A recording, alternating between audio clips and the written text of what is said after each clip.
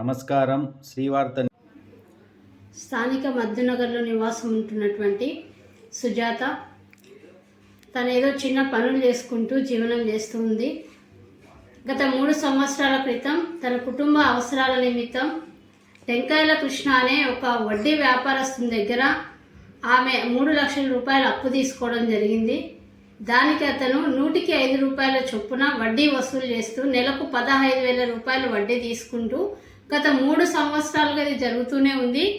కాకపోతే ఆమె కుటుంబ పరిస్థితులు బాగోలేక గత 2-3 నెలల నుంచి ఆమె వడ్డీ కట్టలేదు.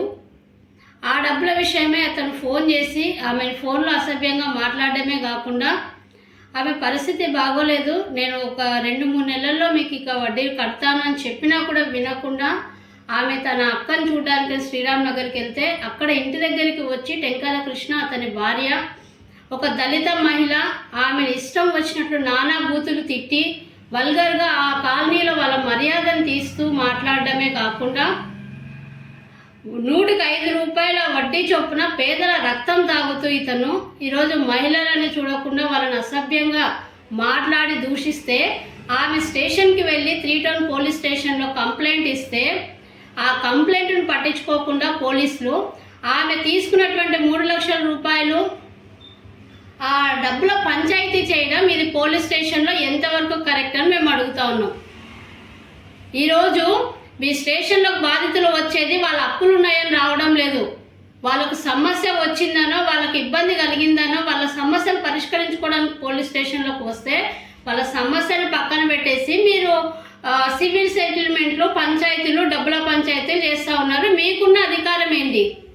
పంచాయతీలు చేయడానిక మీకు ఉద్యోగాలు ఇచ్చింది? బాధిత మహిళలకు న్యాయం చేయడానిక?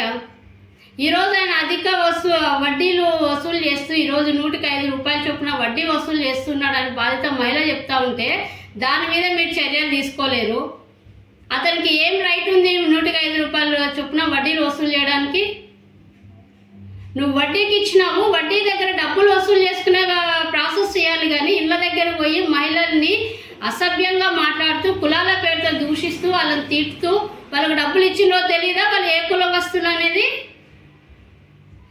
దీని మీద కానీ 3 టౌన్ పోలీస్ స్టేషన్లో ఆమె ఇష్యూ మీద కంప్లైంట్ కాకపోతే దీన్ని ఎస్పీ గారి దృష్టికి కూడా తీసుకెళ్ళి దీన్ని పోరాటం రూపంలో తీసుకురావాల్సి వస్తుంది. కాబట్టి ఇప్పటికైనా పోలీసు వాళ్ళు మీ స్టేషన్లోకి వచ్చే మహిళల సమస్యలు పరిష్కరించే దిశగా ఆలోచించి వాళ్ళకు న్యాయం చేయండి.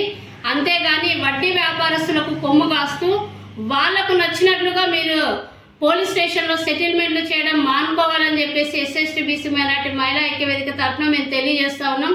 బాధిత మహిళకు న్యాయం జరగని పక్షంలో దీన్ని ఉన్నతాధికారుల దృష్టికి కూడా తీసుకెళ్లి ఆమెకు ఏ విధంగా న్యాయం చేయాలో ఆ విధంగా న్యాయం చేసేంత వరకు బాధిత మహిళకి మహిళా ఐక్యవేదిక అండగా ఉంటూ తనకు న్యాయం జరిగేంత వరకు సపోర్ట్ ఇస్తామని చెప్పి తెలియజేస్తున్నాం. నా పేరు Nandi Vijayalakshmi, SST BC minority మహిళా ఐక్యవేదిక రాష్ట్ర అధ్యక్షురాలు.